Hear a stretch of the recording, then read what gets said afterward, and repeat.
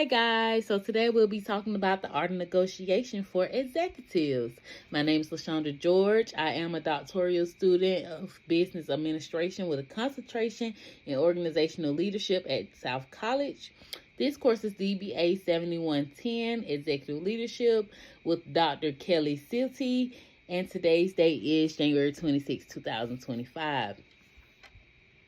So again, hello everyone. Welcome in, welcome in. I am again LaShondra George. Today I want to talk to you about a skill that can make or break your success as an executive in the health insurance space, the art of negotiation.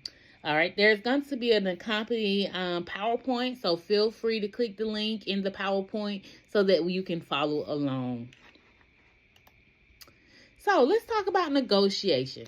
Negotiation is not only about closing deals. I know that's what a lot of people think, but it is also about building those inside relationships and understanding the needs and values of yourself as well as others. And that's going to be cited by Marshall ETL 2022. So over the next 15 minutes, I will share some key elements, strategies, techniques, and personal experiences to enhance your negotiation skills. So first, let's go into why negotiation even matters. What are some of the key concepts of effective negotiation? So today we're going to be talking about 4 key components of effective negotiation. So why negotiate? Why even do it? Well, first of all, negotiation is the number one skill every executive should have in order for him or her to be able to work in the healthcare space. Negotiation is the number one skill every executive should have in his or her soft skill arsenal when working as a health insurance broker or health insurance executive. Okay, negotiation involves influencing outcomes, managing conflicts, and promoting collaboration. Keogh Bill and Crow 2023. Negotiators can produce results and create that double win-win situation for both the client and the provider. So the first key component is active listening. Active listening. Active listening is critical in negotiations for TONY 2024.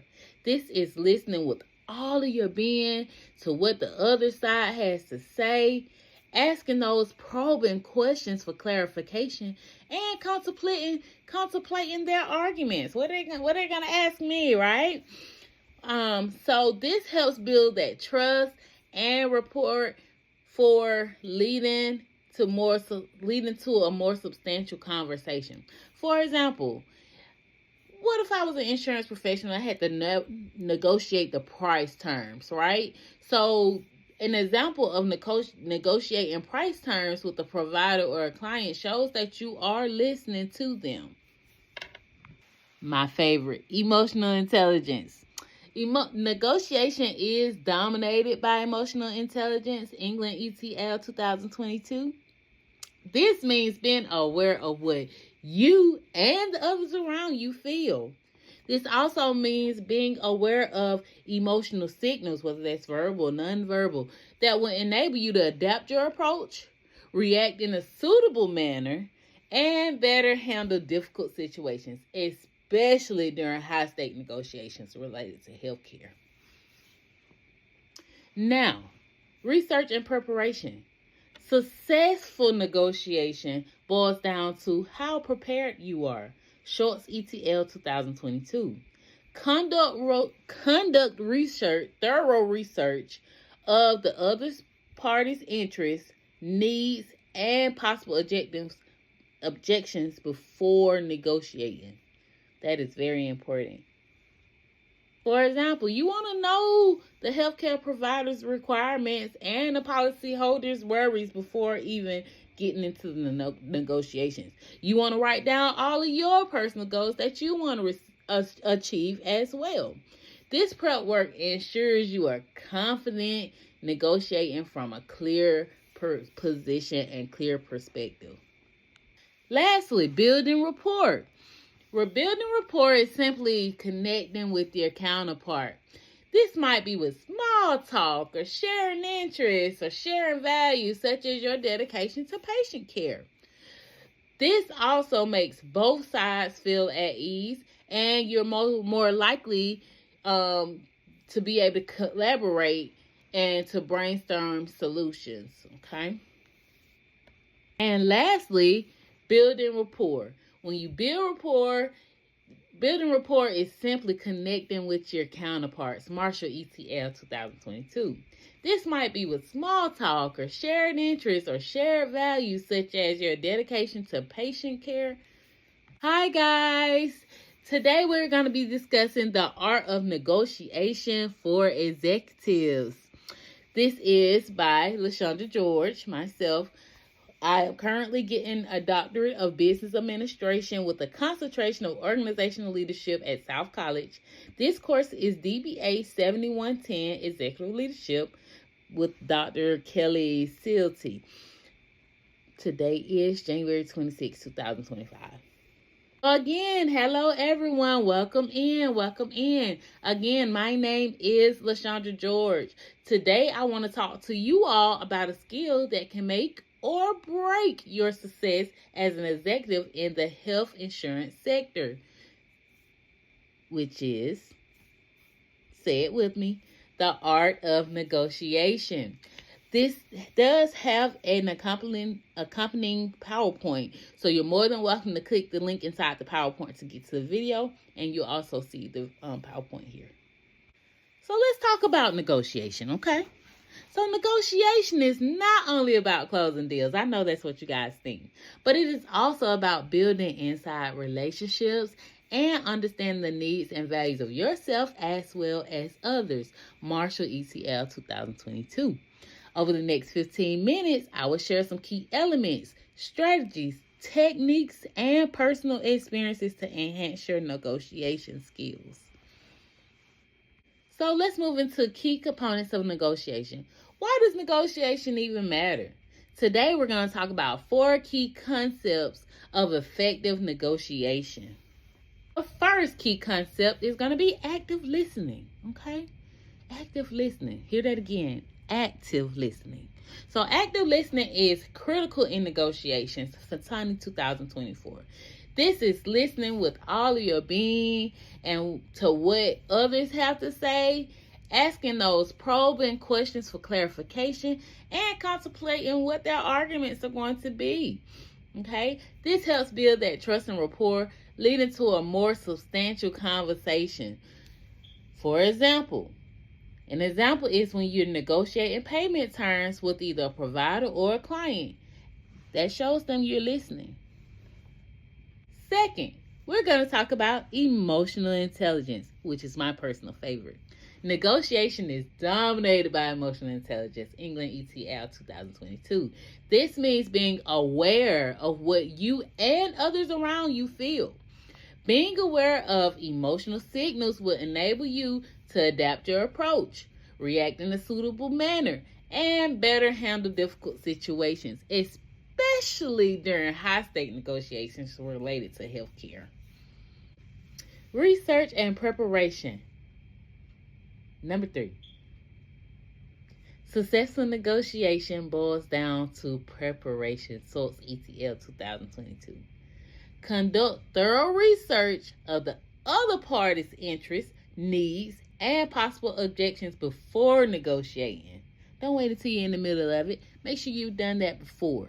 For example, know the healthcare provider's requirements or what the policyholder has that's worrying them. Make sure you know those things. Write down your personal goals that you want to achieve as well. This preparation work will ensure that you are confident negotiating from a clear position. Number 4, building rapport. Building rapport is simply connecting with your counterpart. Marshall ETL 2022. This may be with small talk, shared interests, or shared values such as your dedication to patient care. the more at ease both sides feel, the more likely you can collaborate and brainstorm solutions. Let's move into negotiation techniques. Practical negotiation techniques can help enhance your effectiveness. Let's talk about 4 effective techniques. I'm going to spend a little time here. So, a win-win solution. That's the first one. Your best alternate for negotiated agreement, BATNA. That's your second one. Asking the right questions. That's your third one. And using silence as a tool. That's your fourth one. So win-win solutions. Let's talk about that. When you seek for a win-win, you want both parties to be satisfied. Chin Chu Yu and Jin Ho Lu, 2022. For instance, in health insurance, it might relate to negotiating terms, representing the mutual interests of the insurer and the provider, which leads to a partnership that sustains itself and it improves patient care. Next is best alternative to a negotiated agreement, BATNA, also referred to as BATNA. Always know your BATNA. When you know your options, that gives you the upper hand and confidence as you negotiate. Nyomokwa Obinkape, 2017. For example, if you are negotiating a liberal rate for a provider, knowing the alternative options can strengthen your position. Next, asking the right questions. When you ask the right questions, you're able to identify underlying interest, Schultz ETL 2022. Asking open-ended questions you want to ask open-ended questions for valuable insights that promote discussions and may uncover fresh opportunities or new opportunities. For example, rather than asking, is it a good thing? Ask, how do you see this plan benefiting patient care? Lastly, use silence as a tool. Use silence as a tool. I said that. Use silence as a tool. Use silence as a tool. Never underestimate the power of silence, okay? When you propose or ask a question, pause. Pause for the other side to process what you have asked them or proposed. This will help instill a sense of urgency and encourages them to reply more deliberately. Okay? Let's dive straight into some of my personal experiences that illustrates these points. So, my first example on one of my personal insights is in my role at Peach State Management Group. There was this time I had to negotiate a partnership with a healthcare provider, right? And I spent time understanding their needs. I did that preparation. I did research, understanding their concerns, and I was listening actively. I could not do it if I had not been listening to them. So I had to listen actively to hear and understand their concerns and their needs. We ended up creating that partnership, and it benefited both of us by proposing a solution that addressed their main points that they wanted and needed as much as mine, and streamlining patient referrals. So we were able to work together. This experience reinforced the importance of preparation and emotional intelligence in negotiation. All right, let's dive into example number 2. I faced a challenge in negotiation with a vendor before who hesitated to lower their service costs. It's really challenging. I employed effective questioning to understand and uncover their underlying concerns about quality and service delivery. By addressing those concerns and presenting alternative pricing structures, we were able to reach a mutual beneficial agreement that satisfied both parties. Win-win. So in my personal insights and examples reflection, first I want to say, as I reflect back on these experiences, I learned that while techniques are essential, adaptability is key. And what works for one person may not work for another person. So be flexible and open to different approaches. BATNA. In conclusion, negotiation is an important skill for health insurance executives. By prioritizing active listening, emotional intelligence, preparation, and establishing rapport, you can boost your negotiation skills to the next level. Keep win-win as a goal, and always have your BATNA, best alternative to a negotiated agreement, ready. My final thoughts continue here. Feel free to use these techniques and tell me about your negotiation experience. Whether these quarters in the working world or personal life, these talents you focus on will and should pay themselves back over time. Are there any questions? I first want to just say thank you for watching. And if you do have any questions or you want to continue this negotiation discussion, contact me. Lastly, I have included a list of references that you can refer back to if you have any further questions. Thank you so much. Have a great day.